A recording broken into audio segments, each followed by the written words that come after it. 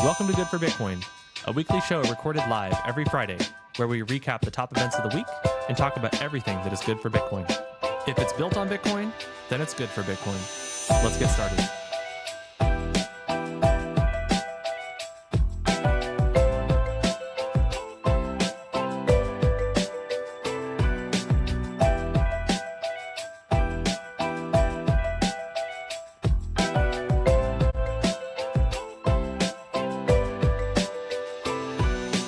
Content shared on this podcast is for informational and entertainment purposes only. It does not constitute financial, investment, or legal advice. The views and opinions expressed are those of the host and guests and do not reflect the official policy or position of any other agency, organization, or company. We encourage you to conduct your own research and consult with a qualified professional before making any financial decisions.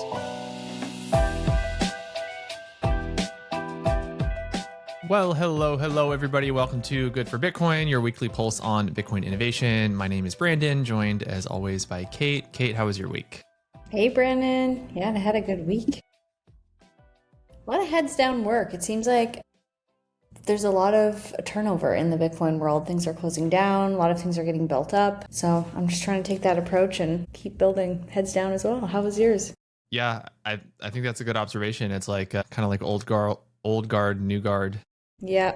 Kind of vibes right now, and we'll get into some news that relates to that. But yeah, it was a busy week. I felt like this week I was doing a lot of calls this week with people, talking to a lot of people in the Stacks ecosystem about VibeWatch, trying to get a bunch of people onboarded to that. If you're in the Stacks ecosystem, if you didn't hear the past week or two when we talked about it, VibeWatch received a Stacks grant, and part of that grant means that we have paid VibeWatch subscriptions for anybody in the Stacks ecosystem that is representing a company or a brand. So just send me a DM if you would like to get onboarded there. But yeah, onboarded some more pretty big Stacks apps, I guess, this week. And yeah, I was busy.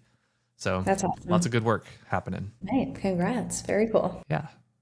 But yeah, interesting week of news. Feels like a lot of small stories this week, not like one huge thing. So we'll get into that. But I guess we got to start with the public company news of who bought Bitcoin this week. Let's do it.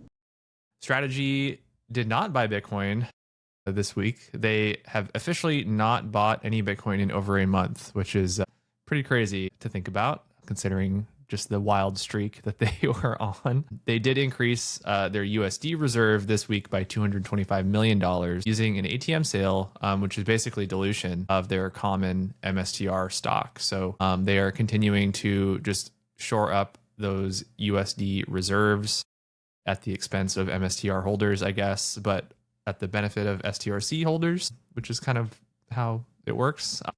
They now hold $3.2 billion in their USD reserve. Okay, good for them. And then we have Strive. They bought 21 BTC, symbolic, maybe so. And they now hold 19,921 BTC. A Smarter Web company sold 178 Bitcoin. They now hold 2,700 BTC. Yeah, that's it for the movement. But we do have we have a lot of also public like Bitcoin company related news this week. So yeah, like you just said, it's a big one. Jack Mallers has announced that he is going to be stepping down as the CEO of 21. A little bit surprising, I guess, but I feel like we haven't really heard much about 21 since at all. It became a thing last year, and maybe this is partially the reason. He basically he came out with this video talking about it. He released like this letter that he sent out to like shareholders, and basically Jack said that this decision boils down to like a fundamental disagreement in how 21 should generate real cash flow, and he just couldn't find like a version of a plan where everyone was in agreement on how to do it. So it's basically like, this is the goal, we want to be this treasury company. How are we going to do that? How are we going to like maintain, revenue and continue to grow? And they just like, I guess just couldn't find a consensus on how to do that. So he ended up just stepping down from 21, and he's just going to be all in on Strike. So, excuse me. Back in May, we talked about the proposal to merge 21 with Strike. That was supported by Tether. it looks like that never actually went through. Jack confirmed that 21 doesn't own any equity in Strike. So Strike stays independent of 21 fully. So he's, not attached to 21 in like a weird, awkward way. And he confirmed that Strike has remained profitable during this whole time. And as we've talked about on the show, they've been really doubling down on getting additional licenses to operate in more countries. I think they just got like their Mika license recently. Binance, I think we talked about last week, lost their Mika license to operate in the UK. So Strike is just continuing to grow. And I mean, it's a pure play, Bitcoin company, Strike is, right? So Yeah. obviously everything that Jack, I think, seems to represent is very, very Bitcoin aligned. So it is cool, that he's obviously not like leaving the industry or anything like that. But yeah, no longer the CEO of 21. Who knows what's going to happen to 21 at this point? I don't know. I know. Tether being kind of the main backer of 21, I'm sure it'll continue to be a thing, but big shoes to fill, I guess. Yeah, I'm sure like a company that size, I'm sure that there's going to be a new path, but it also like does kind of hurt this whole Treasury 2.0 narrative where it was, we're not just going to hold Bitcoin. That's not like our business model. It's like that is part of it, but also like we're going to find, another way to generate revenue. And I think a lot of companies were probably looking to 21 to kind of set the playbook or set the sandbox as to how this was going to be done, and now they don't have anything to look to. But yeah, I don't know, I'm sure both parties are going to be just fine. Yeah, I mean, So, Tether remains like the most profitable yeah, company ever per employee, and like yeah, Strike seems to be doing just fine, like you yeah. said. At least it was like amicable and not like the classic like they ghost and then there's a lawsuit and things blow True. up on the timeline. I mean, who knows what's going on behind the scenes, though. I'm sure that it was a True. little bit more messy, probably, I'm than sure. they Yeah. want to lead on. Yeah. Speaking of, Bitcoin treasury companies, some announcements from Strive. They have made this Bitcoin stewardship commitment to support Bitcoin development. So Strive is going to support open source Bitcoin development, beginning with Brink, which is an organization that supports developers that are contributing to Bitcoin Core and other critical Bitcoin infrastructure. I think interesting timing, that they're coming out in support of Bitcoin Core, basically given all the stuff with BIP 110. But yeah, great that we have companies like Strive that are putting money towards Bitcoin development. I think it's Bitwise is the ETF maker that also like proceeds from the ETF go to like Bitcoin development. So there's a few big companies that are out there that are public companies that are out there that are pushing Bitcoin development, which is great. Yeah. I thought that these were similar. I guess they're kind of related. Yeah, This one kind of came out, but basically all of the big name institutions that you can think of, like Strategy, Coinbase, BlackRock, Fidelity, Block, Galaxy, Blockstream, they're all coming together to create this Bitcoin security consortium. And it's really just to like protect the long-term longevity of Bitcoin. And one of their big focuses is on quantum resistance. So they're starting with a $15 million pledge over 3 years, and it's just going to go towards Bitcoin security research and development. The day-to-day is going to be coordinated by Mike Schmidt. He's the executive director of Brink. But this, I mean, it's pretty cool. $15 is not much considering the amount of capital that a lot of these firms hold. But I think like generally this is a net positive for Bitcoin and, something that they probably don't have to do. But it's good to see like institutions that are holding so much Bitcoin actually get involved at the protocol level and not just in the hands of devs. But I do hope that this is not just like an influence over Bitcoin and more so like, really wanting to like uphold the integrity of the network. Yeah, it is nice to see these institutions putting a little money in. We've been noticing too, like Michael Saylor has been posting a lot more on like BIP 110 and just like on the direction of where Bitcoin is going. So it is nice to see that. I mean, all of these companies have a huge interest in Bitcoin's success, of course, but they've been a little bit, I think, quiet on this issue, like on quantum and on some of the other issues. So yeah, it's nice that maybe they're kind of picking up speed a little bit and pushing, because the quantum resistance date, I guess, is kind of looming. It's in a few years. I feel like it keeps getting pushed up and pushed up and pushed up, especially just with all the advancements of like AI and just general technology. So yeah, it makes sense to focus a lot of energy on this. And yeah, I do agree. 15 million doesn't seem like a lot for like a BlackRock, but It's like a hopefully it's, coffee. it'll just be the start of a lot more. Yeah. So this one, just again, more public company treasury news. Satsuma Technology, they're a UK based Bitcoin treasury company. They have 668 BTC on their balance sheet. They announced this week that they will be winding down. I guess their shareholders voted to sell the company's Bitcoin, return the cash to investors, and then delist from the London Stock Exchange, which ends their run as a Bitcoin treasury company. After really heavy losses, I guess their shares have fallen basically 99% since their peak last year in June 2025. Used to be around 14 pounds, I think, and now it's 21 pence. So that's a huge decrease. So one less treasury company out there. Sayonara. Okay, and then we can get into the Clarity Act. I can't believe we're talking about this again. Still talking about it. It's happening. It's happening. Yes. So it seems like the last big blocker might be gone, but the White House says that President Trump has agreed to what is called the most comprehensive and wide-ranging ethics provision in history to resolve the final sticking point in the Clarity Act. So, yeah, the Senate Republicans, they released the updated Clarity Act text that bans the president and covered officials from issuing digital assets and then requires them to sell their crypto holdings or put them in a blind trust, which is probably good considering a lot of the things that have gone on around crypto and, this administration and everything. On Wednesday, Senator Cynthia Lummis publicly shared the Clarity Act ethics requirement, which bans all federal officials from issuing or sponsoring digital asset for profit. And then we had Brian Armstrong from Coinbase posting a video update from DC, basically saying that the bill is on the 1 yard line and that the Clarity Act is ready for a full Senate floor vote. Believe it when I see it.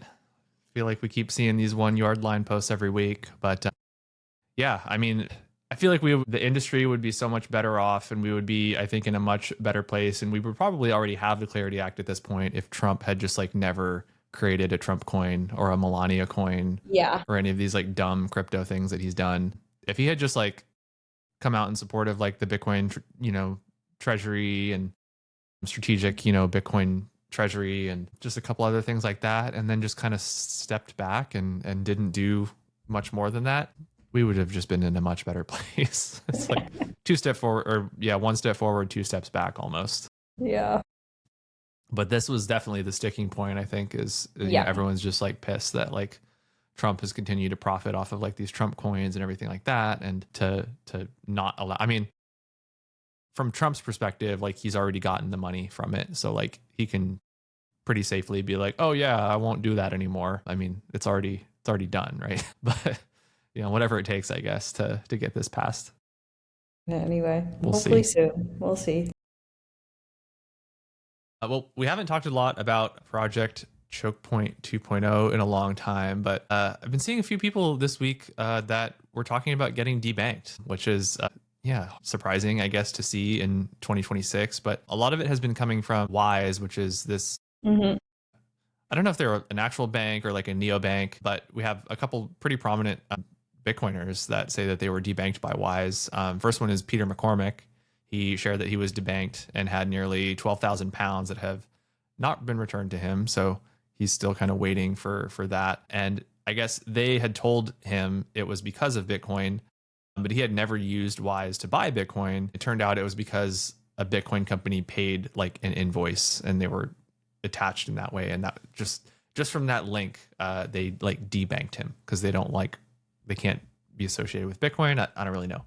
And then Isabella Santos, who you've probably seen like her videos on Twitter. I know I have. She also said that she was debanked by Wise, saying they closed her account because she was into Bitcoin, and she's banned from ever opening an account with them again. So kind of weird that we're still talking about this in 2026, but I know. maybe it's just slightly like kind of more outside the US, so the regulations haven't caught up there yet. I don't really know, but still a thing, I guess, in the year of 2026. I know, this is crazy. And it's like a lot of these platforms were built to like remove a lot of the hassling of the banking system and just like how it blocks people out. And I mean, yeah, like some of the customer experiences with this have just been like really horrific. And I actually use Wise myself. And after reading a lot of this, I'm like, I'm genuinely going to shut down my account because they have like their fees are crazy. It's only a matter of time until they shut it down, right? So you might as well get ahead.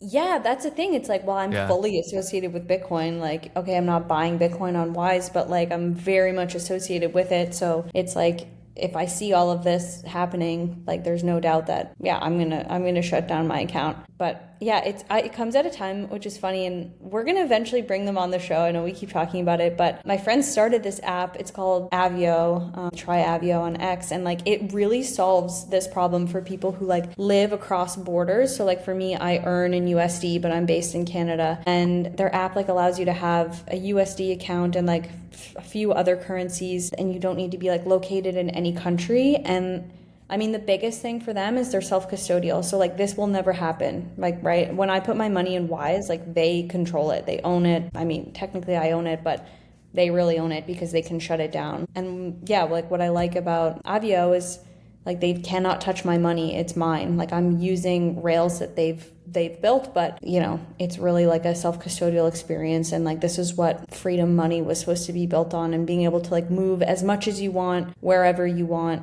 you know, at any time without being shut down, and just having like full freedom to just like move around the world and have your money move with you. Like that is what this whole movement was about. And so to see a lot of this on the timeline is quite disappointing at this day and age. So go try Avio. Yeah, well said. I didn't know that you used Wise, so that hits close to home, I Yeah, guess.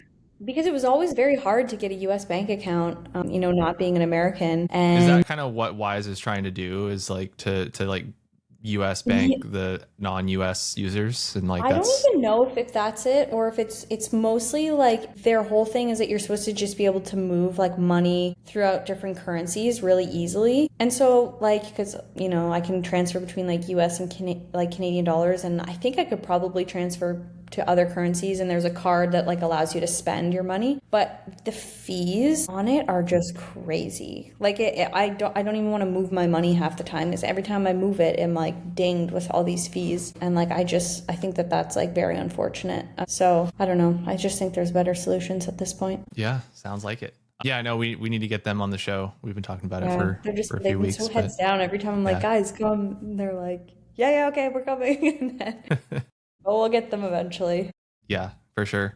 End of an era, BitMEX has announced that they will be shutting down on September 23rd. The owner and operator of BitMEX, which is HDR Global Trading Limited, they've made the difficult decision to close operations following a strategic review of the business. BitMEX was founded by Arthur Hayes and famously pioneered the 100x perpetual swaps or perpetual leverage, which is now proliferated the crypto industry. Like everybody like Binance and a lot of other folks have that available now.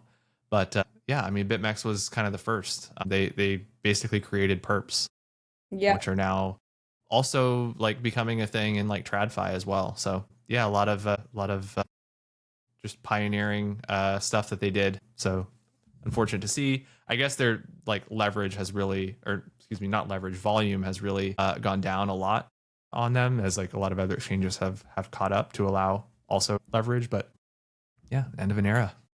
RIP crazy. BitMEX. RIP. I mean, I think that they've liquidated like more small traders than any bear market, but Yeah, it's a good pour thing one and a out. bad thing, I guess. Yeah, Yeah, for people that don't understand leverage, they probably got wrecked if they for tried to use sure. it. But yeah, All right. Well, let's get into some quick headlines to close out the show. I can take it from the stacks end. We yeah, had SIP 44 and SIP 45 both approved by the community. So this is Clarity 6 and Bitcoin staking. It was like there was only 2 STX votes on each proposal that said no. So it's like 99.999 voted people in just wanted to favor be of. different. Yeah, just needed to take a stand. And so both upgrades are going to ship. I think it's next week. They chose a Bitcoin block. It's targeted around July 29th. So both of these will take place, and it allows for Bitcoin staking to come onto Stacks, which is pretty exciting. So things are moving. Awesome. So what's the timeline like? Because I won't be able to like do Bitcoin staking on the 29th, right? Like there's a little bit more that needs to get built. Like, do you know, I'm putting you on the spot, but do you Yeah, know I like know. what the timeline looks like?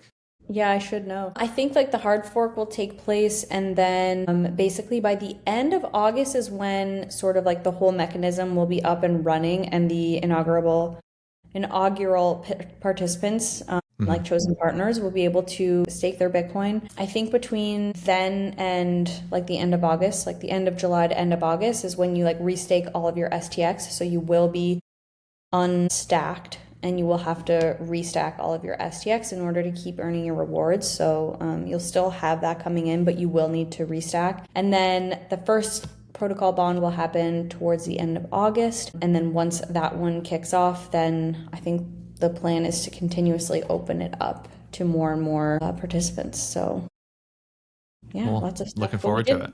yeah, we launched a Bitcoin staking roadmap page, which just like lays out all of the timeline. So that's like one of the best places to stay up to date. I think it's stacks.co/Bitcoin-staking-roadmap. But that's like, yeah, where all the guides and most up to date information and posts will all be shared there just to keep it centralized. Good stuff. Well, we'll keep covering the news that comes out from staking, and yeah, I'm looking forward to it. Sounds to me too. I wanted to mention this. I thought this was really cool. This is cool. Presidio Bitcoin. They are this kind of Bitcoin. I don't know what the like initiative or just like they have a physical space that's in the Presidio. If you are unfamiliar with like San Francisco, it's the Presidio is this cool little neighborhood that is right next to the Golden Gate Bridge.